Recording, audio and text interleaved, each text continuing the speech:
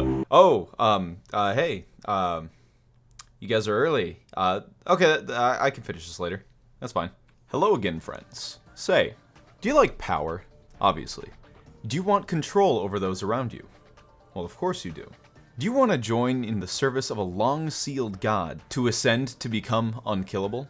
Well, friend, I've got the game for you. Cult of the Lamb is a bullet hell cult builder made by the wonderful people at Massive Monster. The gameplay is fantastic, as bullet hells seem to be a specialty of anything produced by Devolver. But I'm gonna be honest. As good as the combat is, I think we're all here for the cult part. Our grand cult has its humble beginnings, with our little lamb being the guest of honor at his own execution. The four Melvins in attendance are the bishops of the old faith, or as I like to call them, the bishops of the, stupid faith. Got him. As the last lamb alive, you're destined to resurrect a long-dead god, so before they get the chance, they kill you. This ironically sends you directly to him. He saves your life in exchange for creating a cult to bring him back. We eagerly accept. First things first, what's a cult without followers? You get followers by either saving them from the old faith, a bit of entrepreneurship, and finally by defeating them as a mini-boss after their respective bishop turns them into an eldritch demon, and even when they're saved, they remain permanently scarred and deformed, forever reminded of what their previous god did to them. But will be better, right? Your followers are your most valuable resource. Your followers perform tasks for you and generate faith. And yes, this is faith. It's not anything else. It doesn't look like anything else. And frankly, you're gross if you see anything less than the pure wholesome devotion of your followers. Anyways, use the cum to get powers for your lamb, upgrades for your base, and making new doctrines for your cult. Your followers require basic necessities, such as shelter and food, but they'll also ask you for favors. These requests can be something wholesome, like asking for some pretty flowers. Or they can ask you to feed their friend shit. And I mean, you do it, because you're not going to fail a quest. And then they'll ask you to do it again, because it was funny. And you do it again, because it is kind of funny. These requests, as well as the doctrine you set for your cult, can force you into some tricky situations. Like when my followers requested that I invite a dissenter into my cult to prove that my teachings can be challenged. Not wanting to be called a coward, I accepted. So then I had a dissenter spreading heresy in my cult. And then I didn't. This is where my favorite part of the game comes in. Creative problem solving. For example, I have a doctrine in my cult where dying of old age is seen as a tragedy. So therefore, the ripened followers need some help moving to the next life. Normally, this is handled by ritualistic sacrifice, as our god ordained. However, the sacrifice, along with the other rituals, have a very long cooldown, so sometimes you'll have to find other, less savory ways to send them off. And by sometimes, I mean, kind of a lot, actually. Like, way more often than I get to do the ritualistic one. But anyway, another example is sometimes a follower you actually like loses faith in you and becomes a dissenter. Now, you don't want to send them into oblivion like you did the last person who questioned you, so what you do is you imprison them. There's nothing like being thrown in the stocks and isolated from the group without food for days, while constantly being re-educated by your leader to really make you come back to your senses. On several occasions, a follower I really liked passed away. Now this is really no big deal. Simply perform a ritual that resurrects them. My followers may see him as an abomination, a challenge to the natural order, a flesh puppet that could be piloted by the ghost of their close friend, or by something else entirely. But to me, he's my husband. Outside of their standard cult duties, you can also interact with your followers in a few different ways. You're granted the power to read minds. I don't personally use this mechanic because the depraved or stupid thoughts of anyone willing to follow me are best left to the imagination. Another fun thing you can do with your followers is converting them into demons to help you on your crusade runs. Now, I was initially worried that I had just permanently turned one of my greatest followers into a bomb, but thankfully they just need to sleep it off after the run.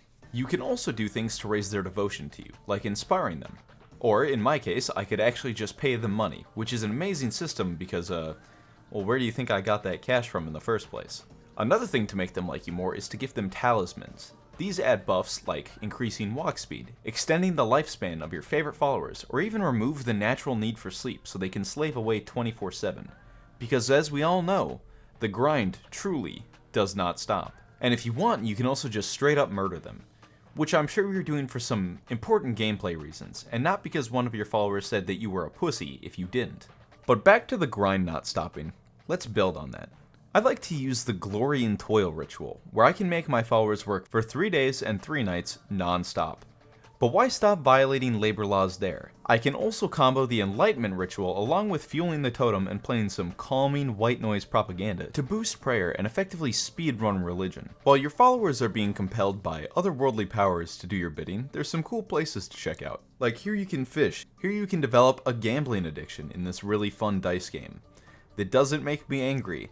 No sir, not one bit. And here you can go to the Mushroom Land to find the Mushroom Man, give him mushrooms to teach you the mushroom dance, and put your followers in the mushroom trance. And by mushroom trance, I mean a hallucinogenic haze, where all of your followers are too goosed on shrooms to realize the pure evil that you're unleashing on them. It locks your faith at max so you can do anything. You can feed your followers to your followers. You can rudely interrupt other people's private conversations. You can swiftly slaughter your entire elderly population in broad daylight, and your cult won't be able to process that the hole they dug this morning is now full of Mima. Moving on from how I got away with my blatant granicide, let's talk about the bad guys. The 4 bishops of the Old Faith are the bad guys because they backed the wrong god. A plotline stolen from all of human history. That, and they also commit genocide. Listen, it's funny when I do it, but it's not funny when it's done to me. Each boss is in their own region, surrounded by their own unique enemies, and you take each region down one at a time. The game is a roguelite where you go through the region collecting resources and making your way to the bishops using a randomized weapon and spell. You can also talk to this guy who gives you buffs based on tarot cards, which is a nice touch. Quick warning before going after the bishops. As you move through the region, they're going to place curses on you and your cultists to make things difficult for you at home. These curses are generally spreading a famine, spreading a plague, or outright mind controlling your followers and forcing you to kill them in order to progress. Which, I mean, I'm willing to do for fun, but, you know, when someone else makes you do it, it's kind of a drag.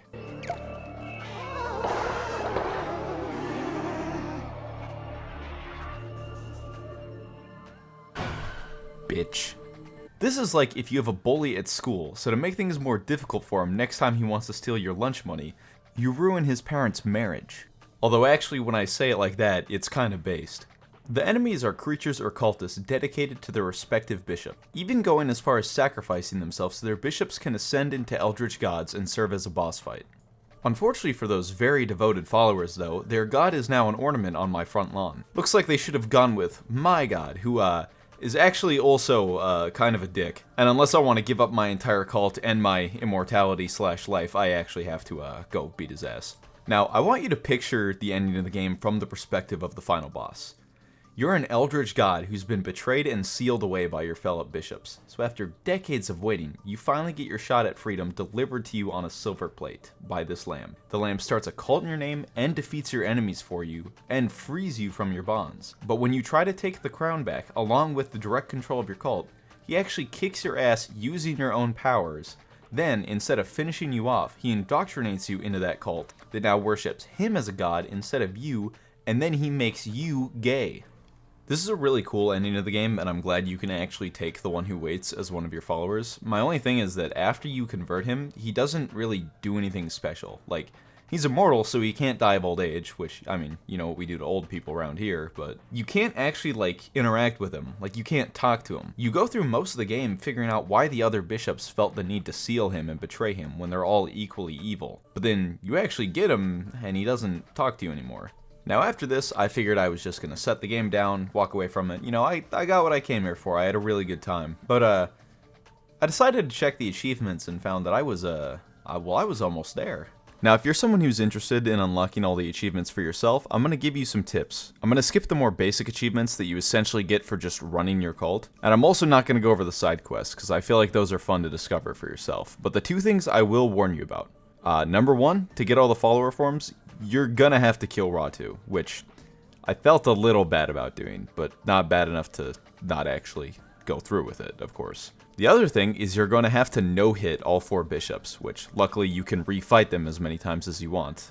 My advice for that is pay more attention to what you're doing on screen than what the boss is doing on screen. Focus more on the no-hit part, and don't get greedy. With this, I now proudly have the Godhood achievement. No longer a servant, no less than a god. Now this is all I have to say on the game itself, but there is one more thing I want to talk about. Now I know that Twitter is a hellhole filled with bad takes, femboys, and worst of all, my tweets.